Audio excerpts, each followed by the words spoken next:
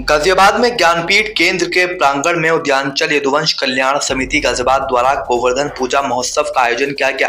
कार्यक्रम की अध्यक्षता संस्था के अध्यक्ष सूरजभान यादव ने की। समारोह में भगवान कृष्ण के उदात्त चरित्र का गुणगान हुआ।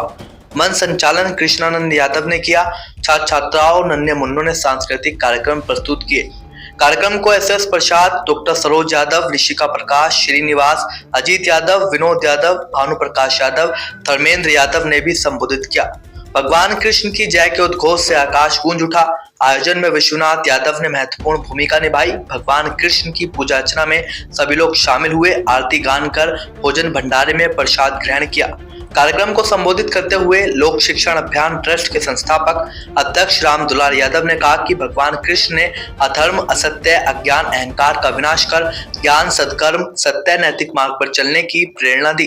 वह अर्जुन के मोह को जड़ मूल से नष्ट कर सत्य, न्याय और जन कल्याण के लिए युद्ध करने के लिए तैयार किया। इंद्र द्वारा जनता को दी गई पीड़ा को गोवर्धन को उठा, उनके दंभ को तोड़ जन जन का कल्याण किया। लोग यहाँ जो एकत्रित हुए हैं गोवर्धन पूजा के उपलक्ष्य में, हम यहाँ सभी सम्मिलित हुए हैं। सर्वप्रथम मैं उद्यानचल यदुवंश कल्याण समिति को बहुत बहुत हार्दिक धन्यवाद देना चाहूंगी कि उन्होंने मुझे मौका दिया यहाँ इस गोवर्धन पूजा में बोलने का। गोवर्धन पूजा हम सभी जानते हैं कि क्यों मनाई जाती है।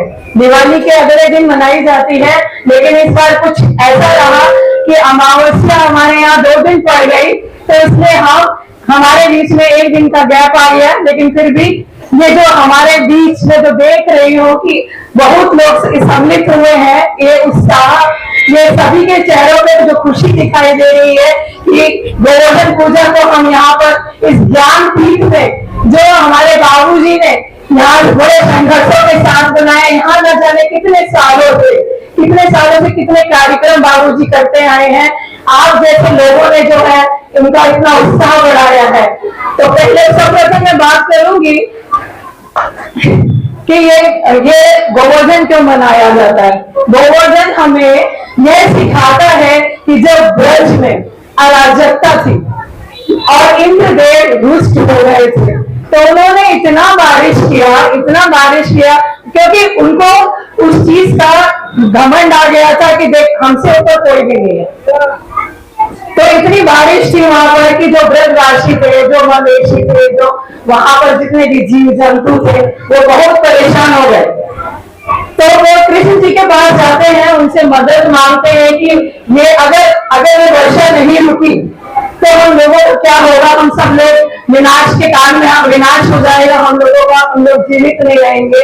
तो कृष्ण जी ने क्या सोचा? कृष्ण जी ने सोचा कि इंद्र देवता जी का जो ये घमंड है, इसे तोड़ने के लिए उन्होंने गोवर्धन पर्वत को अपनी एक उंगली से उठा लिया, जिसके कारण हम जो ब्रजवासी थे, जो वृंदावन था, वो उसको सुरक्षा प्रदान करी।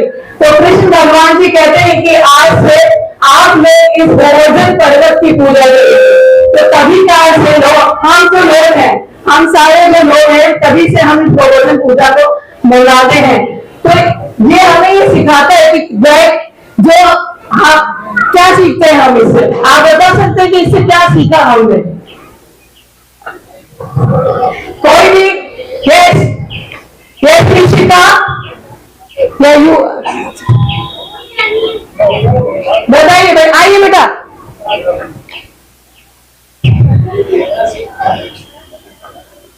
आइए, बहुत प्यारी बच्ची है। हमें कभी अपने ऊपर घमंड नहीं करना चाहिए। वेरी गुड, बहुत अच्छा कि हमें जितने में हम हैं, हमारी जितनी शक्ति है, सामर्थ्य है, हमें उसमें घमंड नहीं करना चाहिए। कि घमंड हर किसी पे छूट होता, वो तो इंद्र देवता थे, हम तो आम इंसान है, तो हमें घमंड नहीं करना चाहिए था। ये सब शिक्षा में कैसे, ये जो शिक्षा है ये हमें शिक्षा ग्रहण करने पर ही आएगी, ठीक है।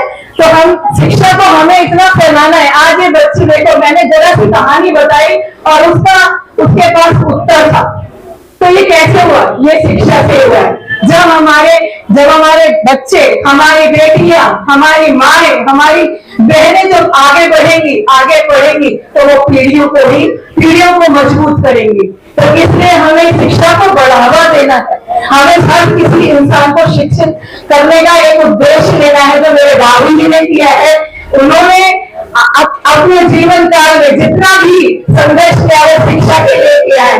उन्होंने अपने बच्चों को भी पोस्ट ग्रेजुएट सबको ही बनाया। उसके बाद किसी की इच्छा है तो जैसे मैं आगे बढ़ना चाहती तो मैंने डॉक्टरेट किया। वो कोई भी कर सकता है। ये कैसे आया दिमाग में? जब हम शिक्षित हुए, जब हमें समाज का ज्ञान हुआ, समाज में क्या नया आ रहा है, क्या आविष्कार चल रहे हैं, समाज कहाँ बढ़ रहा है, देश कहाँ जा रहा है, देश कैसे उन्नति कर रहा है, ये सब कहाँ से आएगा? हमें शिक्षा से आएगा। इसलिए मैं 2 शब्दों में यही कहना चाहूंगी कि सबको शिक्षा का अधिकार है, सबको शिक्षा का सम्मान है। तो शिक्षित बनिए, शिक्षित बनाइए। जय हिंद, जय भारत। सम्मानित उदयांचल जनवंश कल्याण समिति के अध्यक्ष जी, संरक्षक जी, संस्था के सभी पदाधिकारीगण, भाइयों और बहनों, बेटियों और पत्रकार साथियों, आप लोग यहाँ बहुत देर से कार्यक्रम में भाग लिए हैं, गोवर्धन पूजा में, और बच्चों का सांस्कृतिक कार्यक्रम आप लोगों ने सुना। मैं इस अवसर पर आप लोगों का हार्दिक अभिनंदन करता हूं, आप लोगों का स्वागत करता हूं कि आप लोग भारी तादाद में आकर यदुवंश उदयांचल यदुवंश कल्याण समिति का हौसला बढ़ाते हैं और उल्लास पूर्वक गोवर्धन पूजा और जो भी आयोजन उदयांचल यदुवंश कल्याण समिति करती है उसको सफल बनाने का कार्य करते हैं।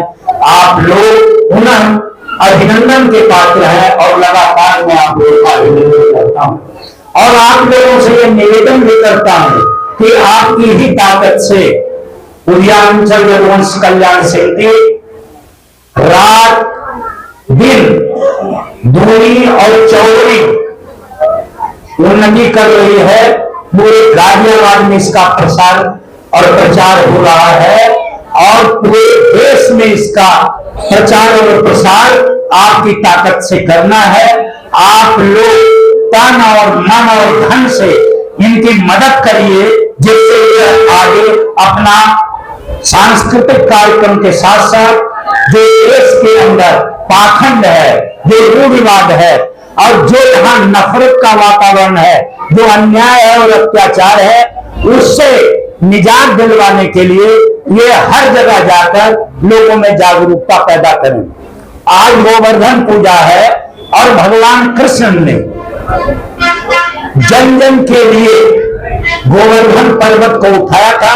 यह पौराणिक कथा है कि भगवान कृष्ण ने जो इंद्र का अहंकार था, जिसको डॉक्टर सरोज यादव ने, ऋषिका प्रकाश ने, यशस प्रसाद जी ने और हमारे धर्मेंद्र भाई ने और ये अपने महासचिव कृष्णानंद जी ने, सूर्यभान भाई ने, सभी लोगों ने बताया, डॉक्टर साहब ने अभी आकर बताया, सारे लोग इस पर प्रकाश डाल चुके हैं।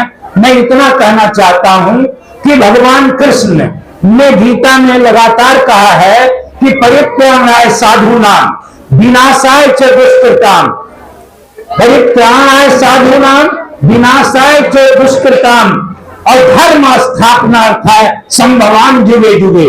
मैं जब यहाँ पर उन लोगों को कष्ट दिया जाता है, समाज के अंदर जनता के साथ जब अन्याय और अत्याचार होता है, तो मैं किन्हीं न किन्हीं रूप में अवतरण लेता हूं। भगवान कृष्ण ने गोवर्धन पर्वत को उठाकर इस काम को किया और साथ में कहा कि यदा यदा ही धर्मस्य ग्लानिर् भवति भारते, यदा यदा ही धर्मस्य ग्लानिर् भवति भारते अभुत्थानाय धर्मस्य स्त्रियामहे मैं इसे सृजित करता हूं, भगवान कृष्ण ने कहा है। और लेकिन आज स्थिति बदली हुई है। देश के अंदर लगातार पाखंड फैलाया जा रहा है, साजिश के तहत काम किया जा रहा है कि जनता अंधकार में रहे, जनता रूढ़िवाद कुरीतियों के अंदर फंसी रहे, वो प्रश्न न पूछे सत्ता से।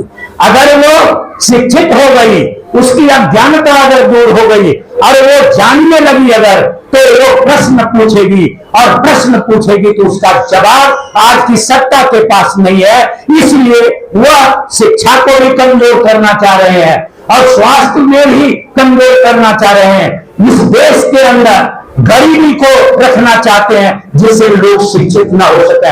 आज स्थिति यह है कि भारत 122 देशों में 107वें नंबर पर खुशहाली रिपोर्ट है। इसकी खुशहाली रिपोर्ट शिक्षा, स्वास्थ्य और भारत के लोगों की प्रसन्नता पर बनती है। यहाँ पर झूठ और लूट का साम्राज्य है। यहाँ झूठ बोला जा रहा है और झूठ में लोगों को फंसाया जा रहा है। हम लोग जागरूक नागरिक हमें बनना और लोगों को बनाना है कि जो लोग साजिश के साथ झूठ बोल रहे हैं और हमें धार्मिक पाखंड में फंसाकर हमें मानसिक गुलाम बनाते हैं, उस गुलामी को खत्म करने के लिए हमें अपने बच्चों को और खुद को शिक्षित रखना पड़ेगा। मैं इन शब्दों के साथ पुनः आप लोगों का धन्यवाद करता हूं और इतना कहना चाहता हूं कि आज स्थिति वो है कि कुछ लोग अपने आप को भगवान से ऊपर समझ रहे हैं और कुछ चाटुकार उन्हें भगवान से ऊपर बना रहे हैं। उनसे सावधान रहने की जरूरत है, क्योंकि जब ये भगवान बन जाएंगे तो और ज्यादा नुकसान होगा, और ज्यादा पाखंड फैलेगा, और ज्यादा रूढ़िवाद होगा, यहाँ पर और ज्यादा कुरीतियां फैलेंगी। और आज तो 81 करोड़ लोगों को 5 किलो अनाज देना पड़ेगा रहा है, तब 100 करोड़ से ज्यादा लोगों को देना पड़ेगा। क्योंकि स्थिति यह है कि यह जो लोग सत्ता में है वो पूंजीपतियों की हिमायती है, बड़े बड़े पूंजीपतियों की हिमायती है। गरीब गरीब होता जा रहा है और बड़ा आदमी होता जा रहा है।